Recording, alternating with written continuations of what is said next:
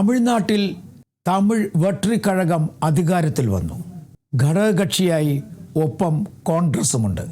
കൂട്ടിന് CPIM-ഉം CPI-യും. തമിഴ് രാഷ്ട്രീയത്തിന് ചില കാര്യങ്ങൾ ചിലപ്പോഴൊക്കെ ഓർക്കേണ്ടി വരും.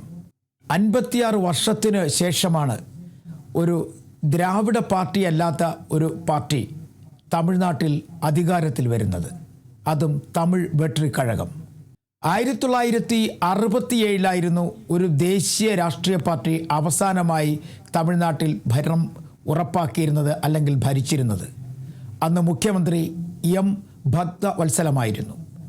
അതിനുശേഷം ഒരു ദേശീയ രാഷ്ട്രീയ പാർട്ടിക്കും തമിഴ്നാട്ടിൽ എത്തി നോക്കാൻ പോലും കഴിഞ്ഞിട്ടില്ല. പിന്നീട് ഇങ്ങോട്ട് എല്ലാം ദ്രാവിഡ രാഷ്ട്രീയ പാർട്ടികളുടെ ഭരണമായിരുന്നു. അവർ ഒരുമിച്ചും പിണങ്ങിയും ചേർന്നുമൊക്കെ ഭരിച്ചു പോകുന്ന കാഴ്ച കണ്ടതുമാണ്. പിന്തുണയായി പലപ്പോഴും കോൺഗ്രസ് ഒപ്പം ചേർന്നിരുന്നു, ചിലപ്പോൾ BJP, ചില സമയങ്ങളിൽ CPI-യും CPIM-ഉം ഒക്കെ. എന്നാൽ ഇപ്രാവശ്യം ഒരു വിചിത്രമായ സഖ്യത്തിലേക്കാണ് കാര്യങ്ങൾ നീങ്ങുന്നത്. പ്രത്യേകിച്ചും തമിഴ് വെട്രിക്കഴകത്തിന് 107 പേരുടെ അംഗസംഖ്യ മാത്രമാണ് ഉണ്ടായിരുന്നത്. ആ മാജിക്കൽ ഫിഗർ തികയ്ക്കണമെങ്കിൽ പിന്നീട് കുറച്ച് സഹായങ്ങൾ വേണമായിരുന്നു.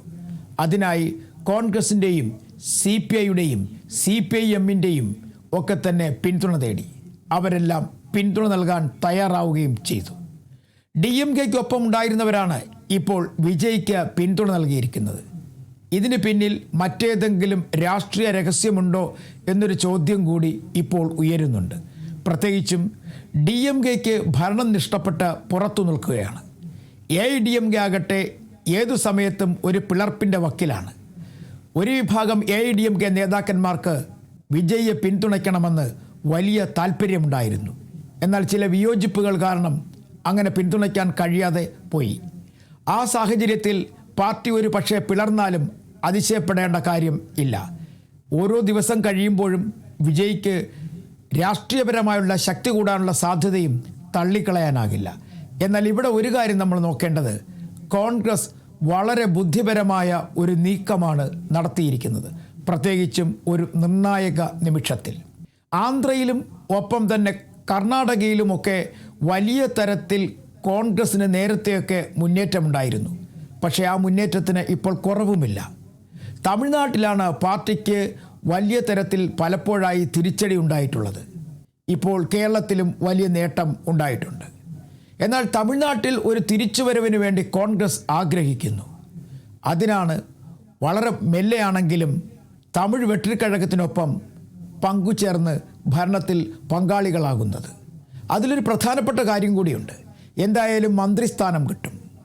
സാധാരണ DMK-യുടെ കൂടെയൊക്കെ നിൽക്കുമ്പോൾ കാര്യമായ വകുപ്പ് കിട്ടുന്ന പതിവില്ല. വകുപ്പ് കിട്ടിയാൽ തന്നെയും കൃത്യമായി അത് ഉപയോഗപ്പെടുത്താനുള്ള അവസരവും ലഭിക്കാറില്ല. എന്നാൽ വിജയെ സംബന്ധിച്ചിടത്തോളം അതിനുള്ള അവസരം കിട്ടുമെന്ന് കോൺഗ്രസിനറിയാം. ആ അവസരം വിനിയോഗിച്ചുകൊണ്ട് മെല്ലെ തമിഴ്നാട്ടിൽ കോൺഗ്രസിനെ ശക്തിപ്പെടുത്തുക എന്ന ദൗത്യം തന്നെയാണ് ഇപ്പോൾ കോൺഗ്രസ് നേതാക്കന്മാരുടെ മനസ്സിലുള്ളത്, പ്രത്യേകിച്ചും രാഹുൽ ഗാന്ധിയുടെ മനസ്സിൽ. അതുകൊണ്ട് തന്നെയാണ് ആദ്യഘട്ടത്തിൽ തന്നെ വിജയ്ക്കൊപ്പം പോകണം അല്ലെങ്കിൽ വിജയെ പിന്തുണയ്ക്കണം എന്ന ഒരു നീക്കം അല്ലെങ്കിൽ ഒരു തീരുമാനം രാഹുൽ ഗാന്ധിയുടെ മനസ്സിൽ ഉയർന്നു വന്നത്. നേരത്തെ DMK പോലും പിന്നോക്കം പോയപ്പോഴേക്കും രാഹുൽ ഗാന്ധി TVK-ക്കൊപ്പം പോകാൻ കോൺഗ്രസിന് താല്പര്യമുണ്ടെന്ന തരത്തിൽ പലപ്പോഴായി പറഞ്ഞിരുന്നു. ഇത്തവണയും അതുതന്നെ സംഭവിച്ചിരിക്കുന്നു. അതായത് ആദ്യ TVK മന്ത്രിസഭയ്ക്ക് കോൺഗ്രസിൻ്റെ പിന്തുണ. വരാൻ പോകുന്ന പാർലമെൻറ്റ് തെരഞ്ഞെടുപ്പും ഒപ്പം തദ്ദേശ ഭരണ സ്ഥാപനങ്ങളിലേക്കുള്ള തിരഞ്ഞെടുപ്പും തന്നെയാണ് കോൺഗ്രസിൻ്റെ ലക്ഷ്യം. ഇനി വർഷം 2-ലധികമുണ്ട് പാർലമെൻറ്റ് തെരഞ്ഞെടുപ്പിന്. അതിനിടയിൽ പാർട്ടിയെ ശക്തിപ്പെടുത്താൻ കഴിയും. അങ്ങനെ ശക്തിപ്പെടുത്തുന്നതിലൂടെ കൂടുതൽ സീറ്റുകൾ ചോദിച്ചു വാങ്ങിച്ചുകൊണ്ട് TVK-യുടെ സഹായത്തോടെയും DMK-യുടെ സഹായത്തോടു കൂടിയും പാർലമെൻറ്റിൽ അംഗസംഖ്യ വർദ്ധിപ്പിക്കും, അല്ലെങ്കിൽ വർദ്ധിപ്പിക്കാൻ കഴിയും. അതോടെ കൂടുതൽ ശക്തിയാകാൻ കഴിയും പാർലമെൻറ്റിൽ കോൺഗ്രസ്സിന്. ആ ഒരു കണ്ണ് തന്നെയാണ് കോൺഗ്രസ്സിന് ഇപ്പോഴുള്ളത്. അതുകൊണ്ട് തന്നെയാണ് ഇത്തവണ എന്തു വില കൊടുത്തും DMK-യുടെ വിയോജിപ്പുണ്ടായിരുന്നിട്ട് പോലും കോൺഗ്രസ് തമിഴ് വെട്രിക്കഴകത്തിനെ സഹായിക്കാൻ തീരുമാനിച്ചിരിക്കുന്നത്. വരും ദിവസങ്ങളിൽ ഈ രാഷ്ട്രീയ ചാഞ്ചാട്ടം എങ്ങനെ കോൺഗ്രസിന് ഗുണം ചെയ്യുമെന്നുള്ളത് ആ നേതാക്കന്മാർക്ക് തന്നെ അറിയാം. നിലവിൽ അവരാരും ഒന്നും തന്നെ പുറത്തേക്ക് പറയുന്നില്ല.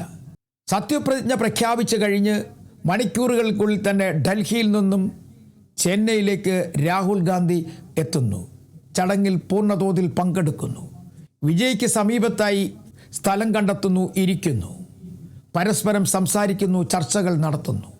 ചടങ്ങ് കഴിഞ്ഞിട്ടും രാഹുൽ ഗാന്ധി അവിടെ തന്നെ തുടരുന്നു. ഇതൊക്കെ നോക്കുമ്പോൾ ഈ ബന്ധം കൂടുതൽ ദൃഢമായി മുന്നോട്ട് കൊണ്ടുപോകാൻ തന്നെയാണ് കോൺഗ്രസിൻ്റെ നീക്കം. കാരണം ഇനി കുറേ നാൾ വിജയ്ക്ക് തമിഴ്നാട്ടിൽ മുഖ്യമന്ത്രിയായി പോകാൻ കഴിയുമെന്ന് കോൺഗ്രസിന് തന്നെ അറിയാം, പ്രത്യേകിച്ചും രാഹുൽ ഗാന്ധിക്ക്. കാരണം ദ്രാവിഡ കക്ഷികളിൽ ഇനി ഒരു തരത്തിലല്ലെങ്കിൽ മറ്റൊരു തരത്തിലുള്ള വിഘടനം അല്ലെങ്കിൽ സ്വരച്ചേർച്ചയില്ലായ്മ വരാനുള്ള സാധ്യത തള്ളിക്കളയാനാകില്ല.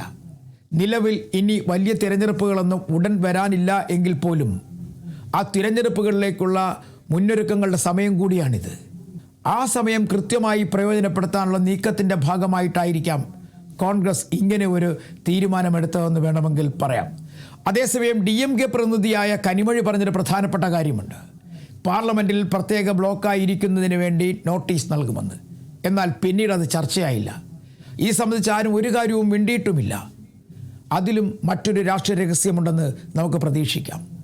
നിലവിൽ നിയമസഭയിൽ മാത്രമാണ് TVK അക്കൗണ്ട് തുറന്നത്. ഇനി പാർലമെൻറ്റിലും അക്കൗണ്ട് തുറന്നാൽ അതിശയപ്പെടേണ്ട കാര്യമില്ല. അവിടെയാണ് കോൺഗ്രസ് നിർണായകമായ ഒരു കളി കളിക്കാൻ പോകുന്നത്. തീർച്ചയായിട്ടും ഇനി തമിഴ്നാട്ടിൽ കാണാൻ പോകുന്നത് മറ്റൊരു വ്യത്യസ്ത രാഷ്ട്രീയമായിരിക്കും. പ്രത്യേകിച്ചും കോൺഗ്രസിൻ്റെ ഇടപെടൽ കൂടി ഉൾപ്പെടുന്ന ഒരു രാഷ്ട്രീയം.